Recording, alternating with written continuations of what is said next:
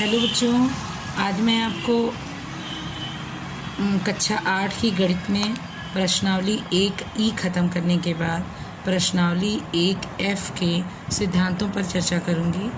इसमें है कि शून्य को एक परिमेय के संख्या से गुणा करने पर और या किसी परिमेय संख्या में जोड़ने पर परिमेय संख्या का क्या होता है, और पहले शून्य को भी एक परिमेय संख्या के रूप में हम कैसे प्रदर्शित कर सकते हैं। लिखा है प्रत्येक पूर्णांक एक परिमेय संख्या है।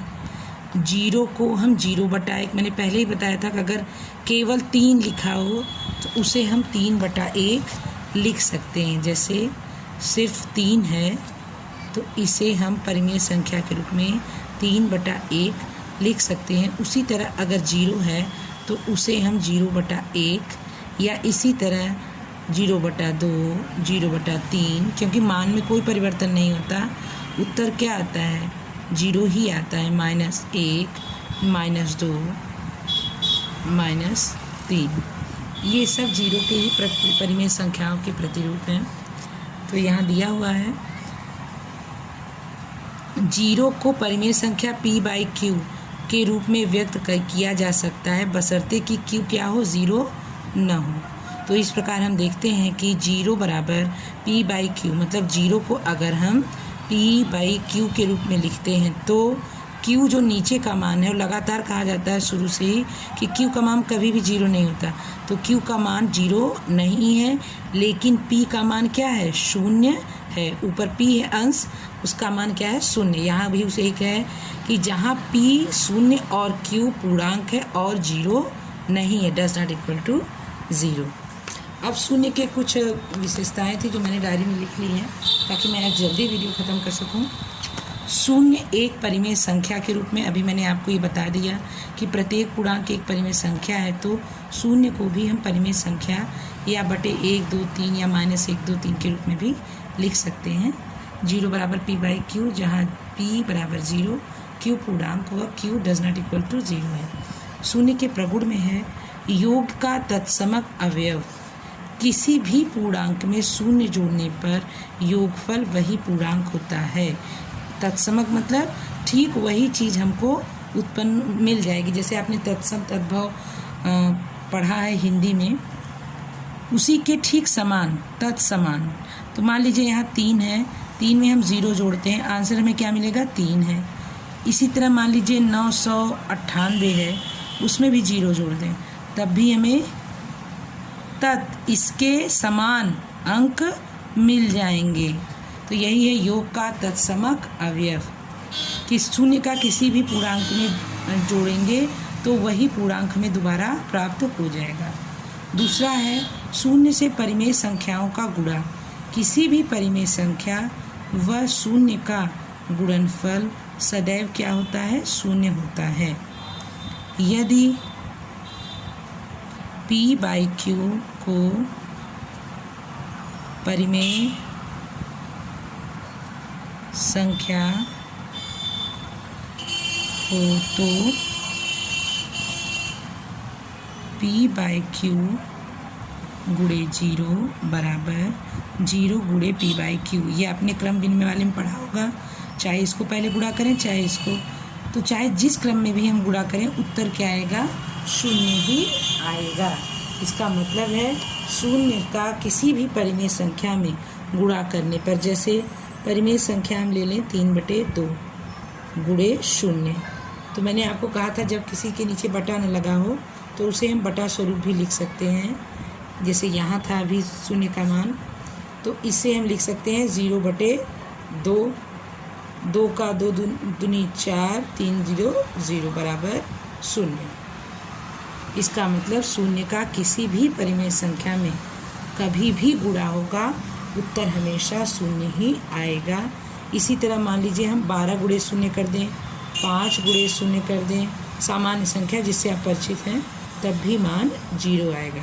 अर्थात जो विशेषताएं शून्य की सामान्य संख्याओं पर दिखती हैं वही परिमेय संख्याओं पर भी परिलक्षित होंगी।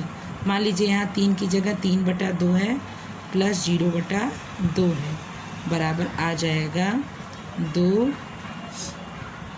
3/2। वही संख्या हमें दोबारा मिल जा रही है। अगला है एक। अब एक का क्या है? एक परिमेय संख्या के रूप में प्रत्येक पूर्णांक एक परिमेय संख्या है, तो एक को हम 1/1, 2/2, 3/3, 100/100, -1/-1, -/-5 आदि अनेक या अनंत रूपों में लिख सकते हैं। आपको ये पता है एक है तो इसको हम इस रूप में भी कैसे लिख सकते हैं? 1 से 1 कटेंगे तो 1 आएगा, उत्तर 1। 2 से 2 कट जाएगा तो 1, 3 से 3 कट जाएगा तो 1, 100 से 100 कट जाएगा तो 1, -1 से -1 कटेगा तो 1। एक को परिमेय संख्या p/q जहाँ q 0 नहीं है के रूप में लिखा जा सकता है। 1 बराबर pq जहाँ p बराबर q, मतलब ऊपर नीचे दोनों बराबर होंगे p और q, तभी वो परिमेय संख्या किसके बराबर होगी? 1 की।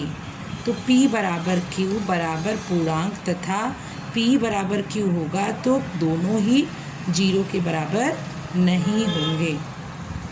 एक के गुण क्या है? पहला, गुणा का तत्समक अव्यय। इसका मतलब जिस तरह हम 0 का किसी भी अंक में गुणा करें, अंत में हमें जोड़ करें तो अंत में हमको वही पूर्णांक प्राप्त हो जाता है। ठीक उसी तरह एक का हम यहाँ जोड़ नहीं है, यहाँ गुणा है।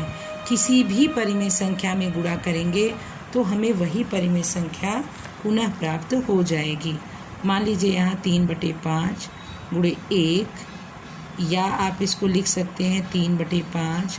इसको परिमेय में बदलने के लिए देखिए यहाँ कहा गया है 1/1 या 2/2।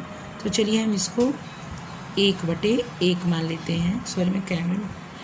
और 5 एकन्नम 5 और 3 एकन्नम 3। हमें फिर से वही संख्या प्राप्त हो गई जिसमें हमने किसका गुणा किया था? 1 का। 3/5 में 3/5 हमें मिल गया। इसी तरह अगला है परिमेय संख्या का प्रतिलोम। किसी परिमेय संख्या का योगात्मक प्रतिलोम, किसी परिमेय संख्या का योगात्मक प्रतिलोम प्रत्येक पूर्णांक के लिए एक पूर्णांक ऐसा होता है जिसे दिए गए पूर्णांक में जोड़ने पर योगफल 0 होता है। दिए गए पूर्णांक में जोड़ने पर, दिए गए पूर्णांक में कोई ऐसी संख्या जोड़ दें कि उत्तर क्या आ जाए? 0। मान लीजिए दिया गया पूर्णांक है 12। क्या जोड़ें? क्या क्वेश्चन मार्क कि उत्तर आ जाए 0। हमने बीजगणित पढ़ा है। अगर हम इसमें -12 जोड़ दें तो उत्तर हमारा क्या आएगा? 0 आ जाएगा। इसी तरह हम 5 में क्या जोड़ें कि 0 आ जाए? तो 5 में हम फिर से -5 जोड़ सकते हैं, 0 आ जाए। अर्थात किसी भी संख्या में उसी संख्या का व्युत्क्रम जोड़ने पर हमें 0 प्राप्त हो जाता है। मान लीजिए यहाँ -5 है तो क्या जोड़ा जाए कि 0 आ जाए? ठीक उसका व्युत्क्रम 5 है तो -5, -5 है तो इसमें 5 जोड़ दें तो 0 हो जाएगा। प्लस माइनस माइनस मिलके घट जाएंगे, 5 5 घट के 0 हो गए। यही है किसी परिमेय संख्या के योगात्मक प्रतिलोम।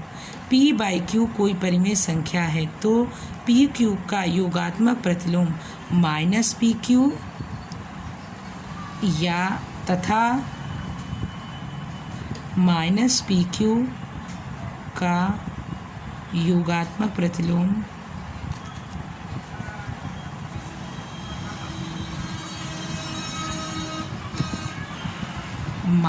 माइनस pq बराबर pq होगा। अगर पॉजिटिव है तो उसका ऋणात्मक होगा, अगर ऋणात्मक है तो उसका धनात्मक योगात्मक प्रतिलोम होगा। दूसरा है, आई थिंक मुझे रोक देना चाहिए, वीडियो बहुत बड़ा हो जाएगा। ठीक है, बाकी हम अगली क्लास में बात करेंगे।